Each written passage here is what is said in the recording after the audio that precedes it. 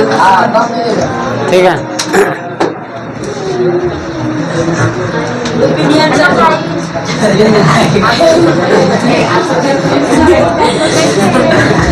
चलो सुनो, हम लोग देखे थे ओम के नियम।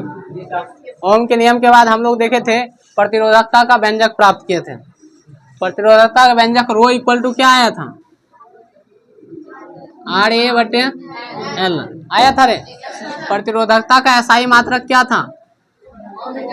ओम मीटर। याद नहीं रखता है, ओम मीटर। प्रतिरोधक का एसआई मात्रक, प्रतिरोधक का ओम, प्रतिरोध का सब बकलोल है। प्रतिरोधक का मात्रक होता है, मात्रक भी ना, प्रतिरोध का ओम होता है, प्रतिरोध का ओम होता है, अब प्रतिरोधक का नहीं होता है, बताया गया था। आज हम लोग का टॉपिक है प्रतिरोधों का समूहन या संयोजन। प्रतिरोधों का समूहन या संयोजन किसको कहते हैं? प्रतिरोध देखा था, प्रतिरोध किस प्रकार का होता है? ये होता है प्रतिरोध, ठीक है ना। ऐसा है तो इसको एक प्रतिरोध बोलेंगे। कितना प्रतिरोध? एक प्रतिरोध, एक प्रतिरोध।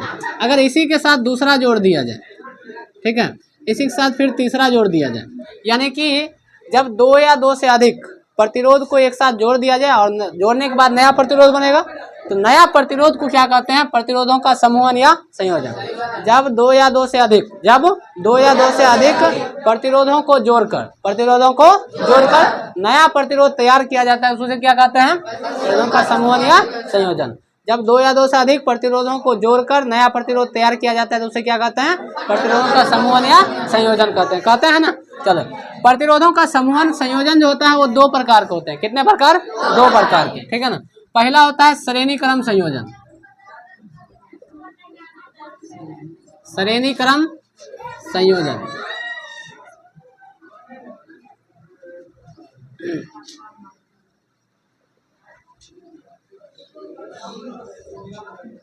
सीरीज कॉम्बिनेशन, ठीक है। दूसरा होता है समांतर क्रम, समांतर क्रम संयोजन।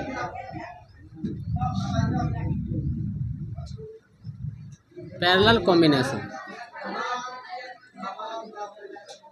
कितने प्रकार का? प्रतिरोधों का समूहन या संयोजन कितने प्रकार? दो प्रकार, श्रेणी क्रम संयोजन और समांतर क्रम संयोजन। श्रेणी क्रम संयोजन, समांतर क्रम संयोजन बताया गया था। एमीटर को किस क्रम में जोड़ते हैं? श्रेणी का। वोल्ट मीटर को समांतर क्रम में जोड़ता है। तो श्रेणी क्रम संयोजन का मतलब होता है सीधा एक लाइन में अगर कोई प्रतिरोध जुड़ा हुआ है तो उसको बोलेंगे कौन सा क्रम? श्रेणी क्रम। और समांतर क्रम अगर दो समांतर में जुड़ा है, प्रतिरोध किस में जुड़ा है? समांतर में, उसको कौन सा क्रम? समांतर क्रम संयोजन बोलेंगे, ठीक है। तो सबसे पहला हम लोग पढ़ेंगे श्रेणी क्रम संयोजन। कौन सा क्रम? श्रेणी क्रम संयोजन, सीरीज कॉम्बिनेशन। देखो क्या होता है। सबसे पहले चित्र के द्वारा देखते हैं, उसके बाद परिभाषा देखेंगे तो ये आसानी समझ आएगा। चित्र इस प्रकार से होता है इसका।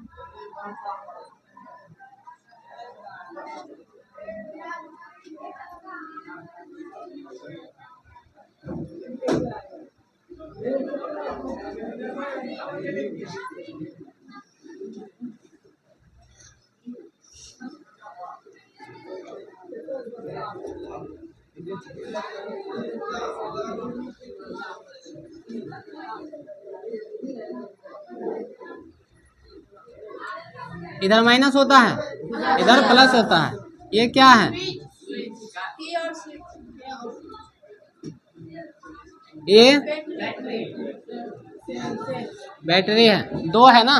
सेल किसको बोलते हैं? जब एक रहता था उसको सेल बोलते हैं। जब सेल का समूह बन जाता है उसे क्या कहते हैं? बैटरी कहते हैं। बताया गया था ना, है ना। ये बैटरी हो गया। इससे क्या होता है? धारा प्रवाहित होता है। धारा को हम लोग क्या सूचित करते हैं? आई से। करते हैं कि नहीं? इससे धारा आई निकल जाता है इधर। ये जो प्रतिरोध है, इस प्रतिरोध का नाम देते हैं R1। इस प्रतिरोध का नाम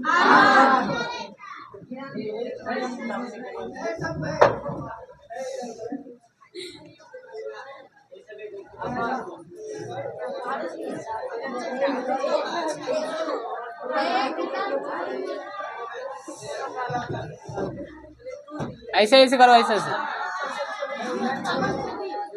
इसको हटो, इधर खींच दो। ये बेंच इधर खींच दो। इसको ये टेबल इधर है।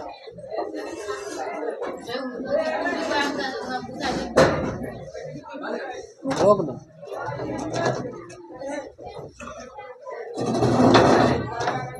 रोका, काट दिया। ये क्या होता है, धारा आई प्रवाहित होता है, ये बैटरी है, ये क्या है, स्विच है। तो ये जो प्रतिरोध है इसमें कितने प्रतिरोध है, 3 प्रतिरोध। कितने प्रतिरोध, 3। इस प्रतिरोध को पहला का नाम देते हैं R1, इसका नाम R2, इसका नाम देते हैं R3। ठीक है। अब ये बिंदु मान लेते हैं, ये बिंदु है A है, ये बिंदु B है, ये C है और यहाँ पे D है। ठीक है। R1 के लिए जो प्रतिरोध होता है, यहाँ से यहाँ तक प्रतिरोध होता है, वो विभवांतर होता है V1। इसका R1 प्रतिरोध के लिए विभवांतर क्या है, V1। और R2 के लिए क्या है, यहाँ से यहाँ तक V2, यहाँ से यहाँ तक क्या है, V2। R3 के लिए क्या है, विभवांतर V3 है। ठीक है। टोटल अगर विभवांतर पूछा जाए तो टोटल विभवांतर होगा V। टोटल विभवांतर क्या होगा, V होगा। यानी कि V इक्वल टू हम लिख सकते हैं कि V1 plus V2 plus V3। तो V बराबर V1 plus V2 plus V3 हो जाएगा। समझ रहे हो। ठीक है, ये हो गया। तो ये तुम्हारा डायग्राम है, ये तुम्हारा डायग्राम है। तो डायग्राम के अनुसार हम इसका परिभाषा समझते हैं। तो ये जो प्रतिरोध जुड़ा हुआ है, सीधा जुड़ा हुआ है, तो इसका परिभाषा हम इस प्रकार से दे सकते हैं, प्रतिरोधों का ऐसा संयोजन, प्रतिरोधों का ऐसा संयोजन जो एक दूसरे के साथ जुड़े हुए, एक दूसरे के साथ जुड़ा हुआ है, जो एक दूसरे के साथ जुड़े हुए हैं, उसे कहते हैं हम श्रेणी क्रम संयोजन। प्रतिरोधों का ऐसा संयोजन जो एक दूसरे के साथ जुड़े हुए हैं, उसे क्या कहते हैं, श्रेणी क्रम संयोजन। कौन सा क्रम, श्रेणी क्रम। परिभाषा याद कर लो, फिर से बोलते हैं एक बार। प्रतिरोधों का ऐसा संयोजन जो एक दूसरे के साथ जुड़े हुए हैं, उसे क्या कहते हैं, श्रेणी क्रम संयोजन। बोलो यहाँ तक दिक्कत, यहाँ तक कोई दिक्कत नहीं है। इसके बाद क्या करेंगे, इस फिगर से हम लोग प्रूव करेंगे फॉर्मूला को। तो फॉर्मूला किस प्रकार से निकलेगा वो हम लोग देखेंगे। यहाँ तक तुम लोग लिख लो, क्वेश्चन लिखो।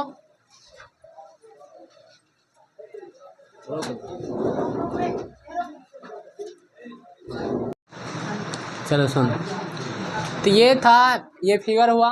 अब इसके द्वारा हम लोग फॉर्मूला प्रूव करेंगे। फॉर्मूला क्या प्रूव करेंगे तो वो देखो। अभी हम लोग इसके बारे में लिखते हैं, क्या चीज़ लिखते हैं कि माना R1, R2, R3 3 प्रतिरोध श्रेणी क्रम में एक दूसरे के साथ जुड़े हुए हैं, जिसके सिरों के बीच विभवांतर क्या है, क्रमशः V1, V2 और V3 है। परिपथ जब पूरा होता है तो इससे धारा क्या प्रवाहित होता है, I, धारा I प्रवाहित होता है। तो हम लोग लिख सकते हैं यहाँ पे,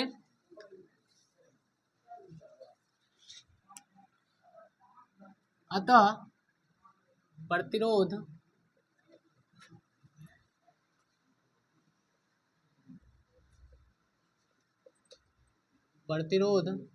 R1 के लिए, प्रतिरोध R1 के लिए चलते हैं तो ओम के नियम से, ओम के नियम से, ओम का नियम हम लोग पढ़े थे।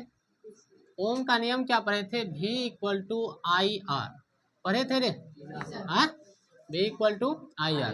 अब देखो प्रतिरोध R1 के लिए चल रहे हैं, तो R1 के लिए विभवांतर क्या है, V1।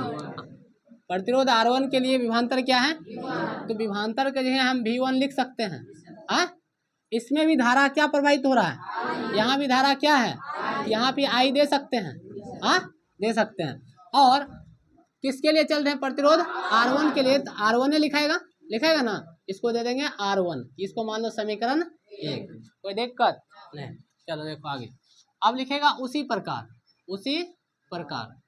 प्रकार हम लोग चलते हैं।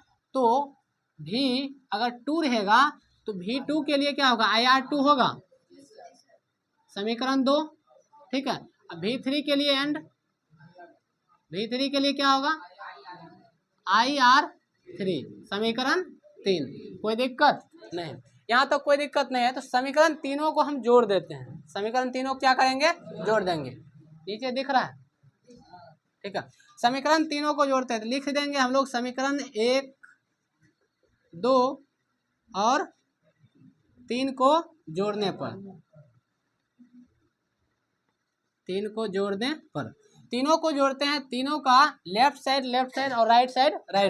लेफ्ट साइड में देखो क्या है, V1 है, V2 है और V3 है। इधर क्या है, IR1 है, IR2 है, IR3 है। कोई दिक्कत नहीं। ये जो विभवांतर है V1 और V2, V3, ये टोटल इक्वल किसके बराबर है, V के। यहाँ पे तुम लिख सकता है V बराबर क्या होगा, V1 plus V2 plus V3। Total विभवांतर किसके बराबर है, V के बराबर है।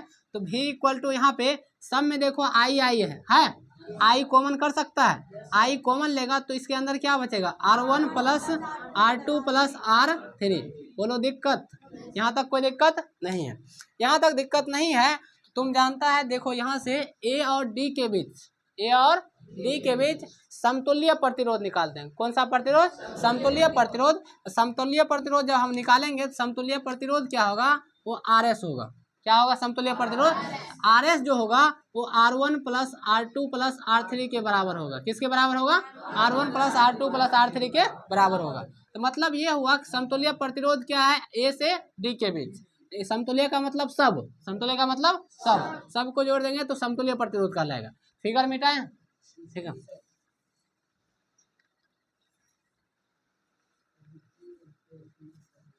अब लिखेंगे, माना A और D के बीच, A और D के बीच समतुल्य प्रतिरोध,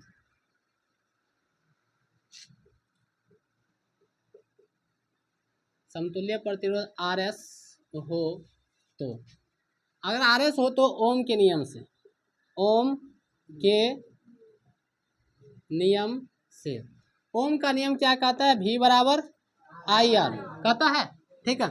तो V बराबर समतुल्य प्रतिरोध को क्या माना है, यहाँ पे RS माना है, यहाँ पे IRS लिख सकते हैं। हाँ, ये जो समीकरण आया था इसको समीकरण 4 मान लो, इसको समीकरण 5 मान लो। समीकरण 4 और 5 से चलते हैं, समीकरण 4 और 5 से।